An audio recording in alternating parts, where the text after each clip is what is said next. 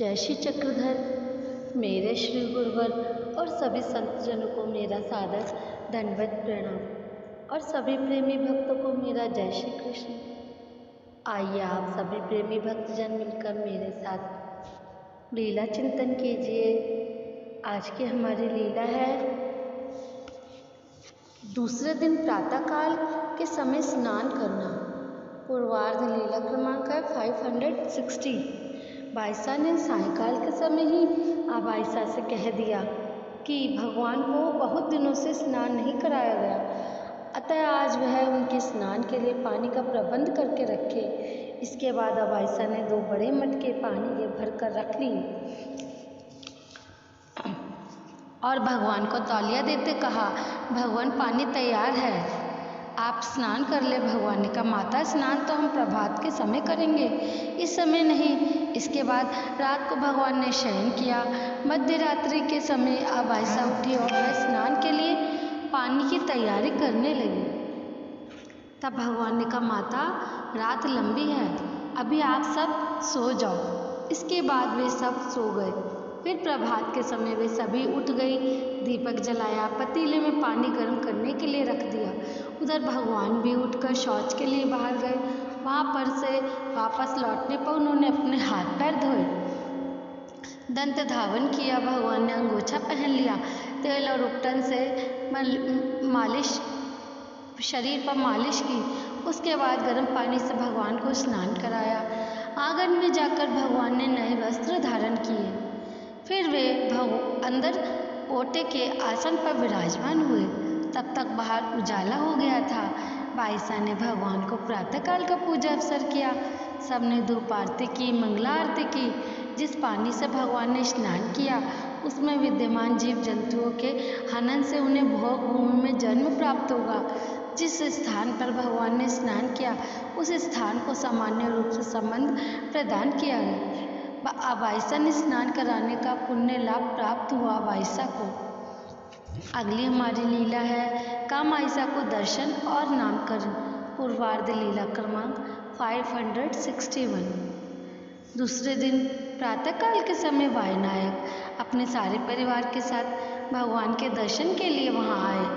वह छोटी सी गुफा थी, एक साथ सभी अंदर नहीं जा सकते थे, इसलिए वायुनायक दरवाजे के मध्य में एक पांव अंदर और दूसरा पांव बाहर, इस स्थिति में वहां खड़े अपने परिवार के एक एक सदस्य को वीणा देकर अपना अंदर भगवान की बात भेजते और प्रत्येक का नाम बताते जाते। अंदर गया व्यक्ति भगवान को वीणा समर्पित कर बाहर आ जाता, फिर दूसरों को भेजते। इसी प्रकार सभी ने भगवान को वीणा भेंट किया। फिर अंत में उनकी पत्नी कामाइसा की बारी आई। वह वीणा लेकर भगवान के पास आई।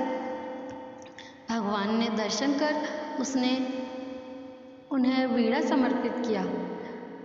भगवान के दर्शन कर उसने वहाँ उन्हें वीणा समर्पित किया। फिर उसने दंडवत प्रणाम कर भगवान के चरणों को स्पर्श किया।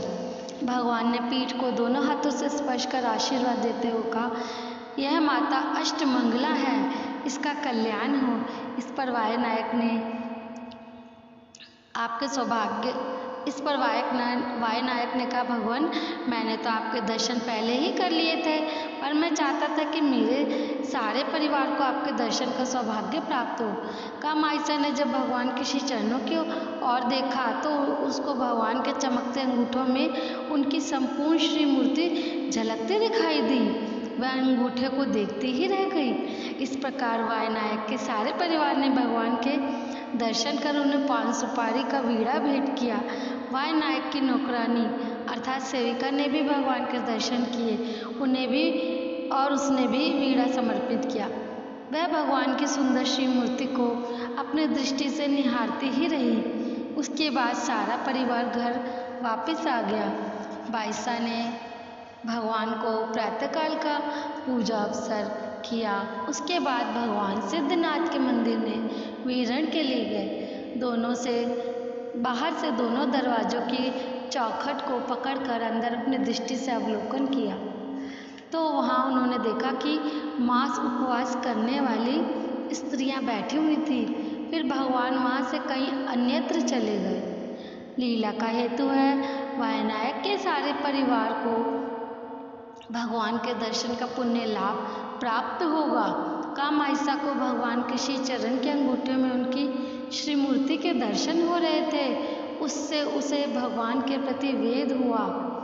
इससे वह अब उनकी श्री मूर्ति को बार बार देखती रही। इस बात का उसे बड़ा आश्चर्य भी हुआ। इससे उसे भगवान के पुनः पुनः दर्शन का पुण्य प्राप्त हुआ। उसने उसमें परमेश्वर के स्वरूप के लावण्यमय रूप को देखा। इससे उसे अलभ्य लाभ प्राप्त हुआ। अगली हमारी लीला है रामनाथ मंदिर में अवस्थान। लीला पूर्वार्ध लीला क्रमांक 562। भगवान ने बरसाती नाले के इस तरफ एक बड़ के वृक्ष के नीचे प्रस्थान किया। भगवान उस नाले के पार विद्यमान रामनाथ के मंदिर में जाना चाहते थे।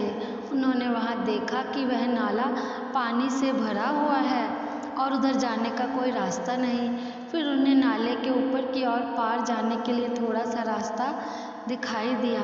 वहाँ से भगवान नाले के पार चले गए। वहाँ रामनाथ के नरसिंह मंदिर में भगवान ने 10 दिन निवास किया। लीला का हेतु है रामनाथ के नरसिंह मंदिर में 10 दिन निवास करके भगवान ने उस स्थान को विशेष रूप से संबंध प्रदान किया। जल स्थल पर्यंत संबंध देकर उसमें शक्ति का निक्षेप किया। विहरण करते हुए भगवान ने वहाँ विद्यमान जड़ चेतन वस्तुओं को संबंध देकर उनकी दुख निवृत्ति करके उन्हें सुख प्रदान किया। भगवान लीलावश अनार्जित सुख प्रदान करते हैं। यहाँ भगवान ने जीवों को पर अवर का दान भी दिया है। अतः इस स्थान की अधिक विशेषता है। तो ये थी आज की हमारी बहुत सुंदर 3 लीलाएं। आप सभी प्रेमी भक्तजन इन लीलाओं का चिंतन अवश्य कीजिए। हम कल फिर मिलेंगे नई लीला के साथ।